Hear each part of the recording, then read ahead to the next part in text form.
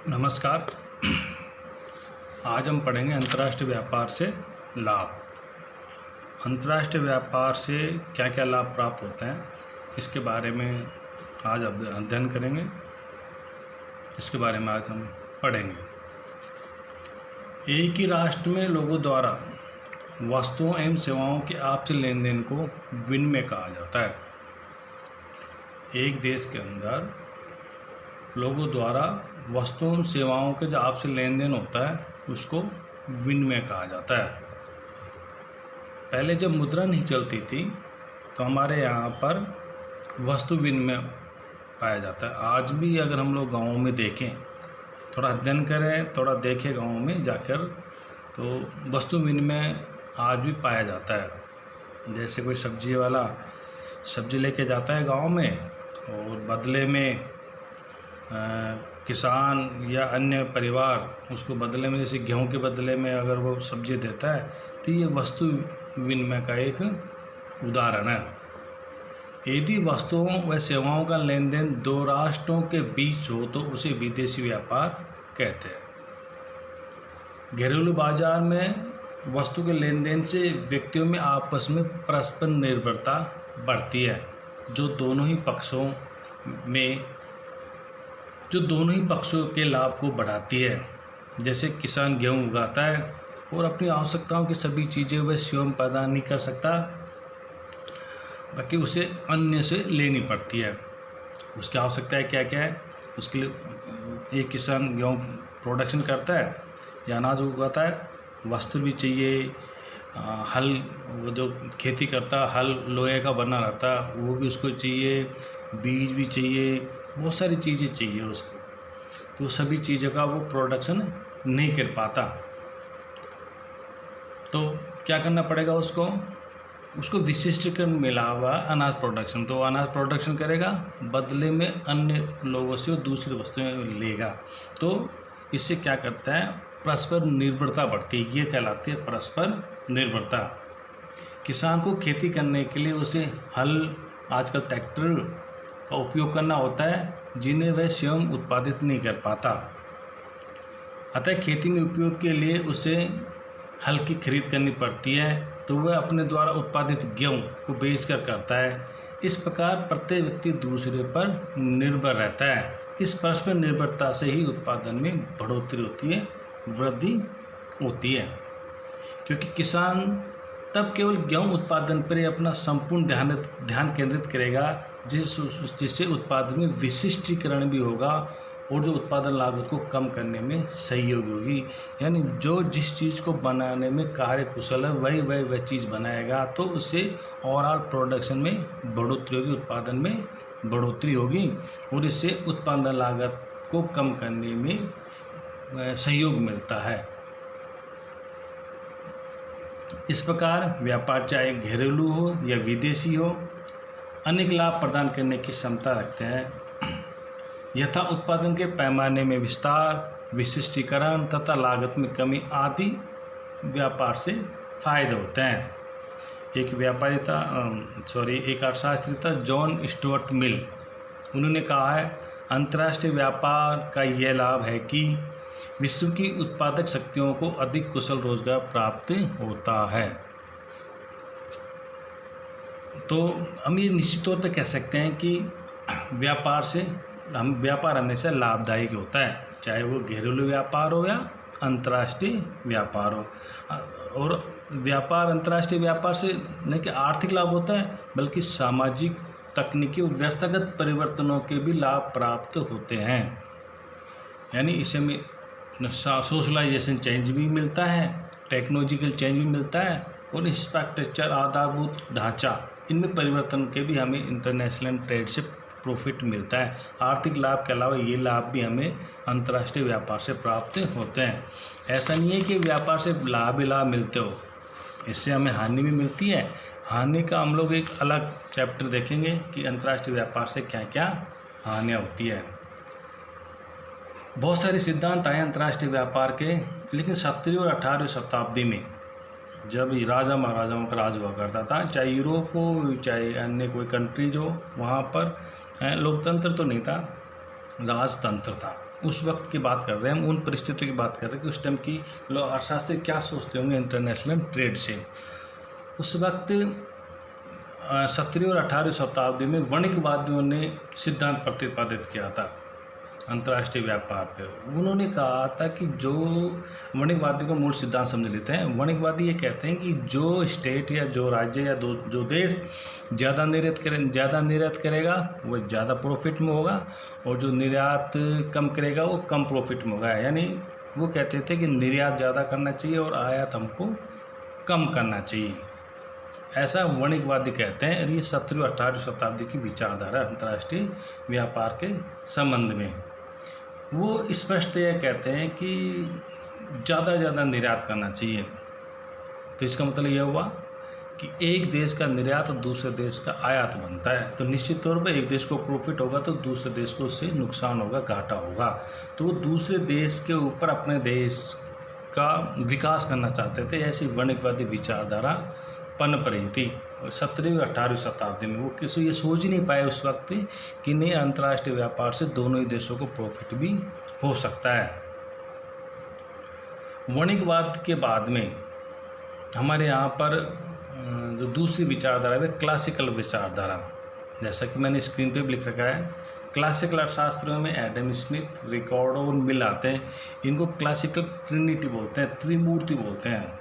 इन्हीं के दम पर क्लासिकल अर्थशास्त्र चलाता है। इनकी विचारधारा को ही हम लोग क्लासिकल विचारधारा कहते हैं। 1776 में एडम स्मिथ, जो फादर ऑफ इकोनॉमिक्स भी कहलाते हैं, अर्थशास्त्र के पिता कहलाते हैं, इन्होंने किताब लिखी थी an inquiry into nature and cause of wealth of nation. उसमें इन्होंने अपने जो विचार व्यक्त किए थे इंटरनेशनल ट्रेड के बारे में, उनको बहुत कुछ क्लासिकल अर्थशास्त्रियों की विचारधारा के रूप में देखा जाता है। तो वणिकवादियों के लिए ये स्पष्ट है कि निर्यात ज़्यादा करना चाहिए, आयातों पर प्रतिबंध लगाना चाहिए, जिससे कोई राष्ट्र संपन्न हो सकता है। पहले ठीक भी था, राजा महाराजाओं के टाइम में अगर कोई गोल्ड ज़्यादा मिलता था, निर्यात ज़्यादा करके गोल्ड हासिल कर लेता था, वो अपनी सेनाएं और अपने जो शस्त्रों को ज़्यादा आधुनिकीकरण कर सकता था। और ये विचारधारा 17वीं 18वीं शताब्दी थी। लेकिन बाद में जो विचारधारा बदली, क्लासिकल अर्थशास्त्री ये कहते हैं कि नहीं, इंटरनेशनल ट्रेड से दोनों को ही लाभ होता है, इससे दोनों को ही लाभ होता है। और आजकल वर्तमान में जो हम लोग पहले तो ये माना जाता है जिस देश के पास ज़्यादा गोल्ड होगा वो उतना ज़्यादा धनी होता है, लेकिन वर्तमान में ये नहीं है स्थिति। अब क्या स्थिति है उसके बारे में पढ़ लेते हैं। आज किसी भी राष्ट्र की संपत्ति उसके पास उपलब्ध मानवीय पूंजी, मानव द्वारा अर्जित पूंजी तथा प्राकृतिक संसाधनों पर निर्भर करती है। यानी जिसकी से ज़्यादा मानवीय पूंजी होगी, जिसके पास श्रमिक कुशल रोजगार श्रमिक होंगे, और मानव द्वारा अर्जित पूंजी यानी मशीनें वगैरह फैक्ट्रीज होगी, और जिसके पास प्राकृतिक संसाधन ज़्यादा होंगे, वह राष्ट्र अधिक धनी माना जाता है। तो जिस राष्ट्र के पास ये संसाधन होंगे, अधिक मात्रा में होंगे, वह राष्ट्र वस्तु और सेवाओं का अधिक उत्पादन करेगा और अपने नागरिकों के उपभोग की मात्रा में वृद्धि करके उनके जीवन स्तर को ऊंचा उठा सकेगा। तो ये आधुनिक, पहले तो सिर्फ ये माना जाता था जिसके पास गोल्ड ज़्यादा हो या अन्य चीज़ें ज़्यादा, वही धनी। आज ये माना जाता है जिसके पास मानव पूंजी, मानव द्वारा निर्मित पूंजी और प्राकृतिक संसाधन जिस राष्ट्र के पास ज़्यादा होंगे वह राष्ट्र ज़्यादा संपन्न माना जाएगा, और उसी जो प्रोडक्ट होगी वह अपने नागरिकों के जीवन स्तर ऊपर उठा सकेगा। अब हम बात करते हैं क्लासिकल अर्थशास्त्र की कि क्लासिकल अर्थशास्त्र क्या है और इसमें मेन चीज़ें क्या बताई गई है। वणिकवादियों के विचार से तो ये स्पष्ट होता है कि अंतर्राष्ट्रीय व्यापार से प्राप्त लाभ होते हैं जो उत्पादन, रोजगार, उपभोग और अमीरी आदि की वृद्धि से रूप में मिलते हैं, लेकिन ये किसी अन्य देश के बिहाफ पे मिलते हैं। यानी अन्य देश अगर कोई गरीब होगा तो दूसरा राष्ट्र संपन्न होगा, दोनों को संपन्न नहीं होंगे, ऐसा ये मानते हैं वणिकवादी अर्थशास्त्री मानते हैं।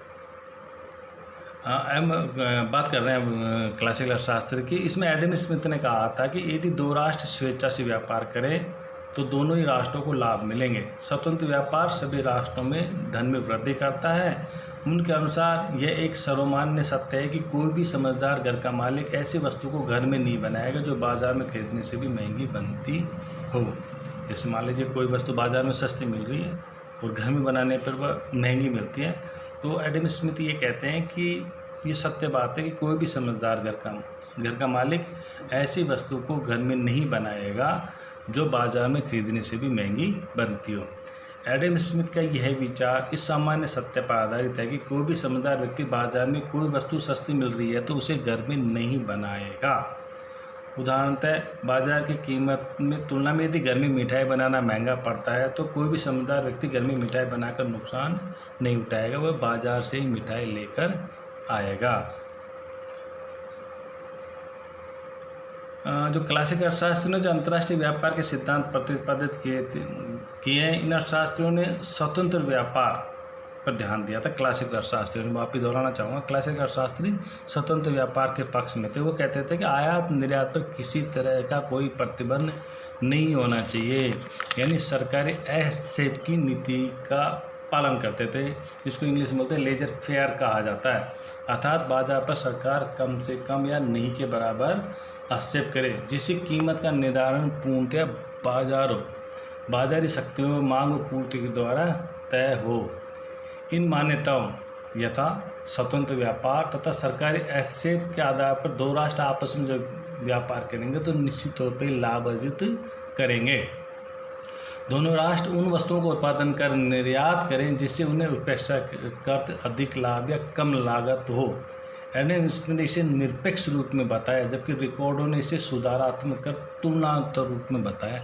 एडम स्मिथ ने इस चीज़ को निरपेक्ष में और डेविड रिकॉर्डो ने कहा इसे तुलनात्मक रूप में समझाया और अपने सिद्धांत को बताया, जो हम आगे पढ़ेंगे।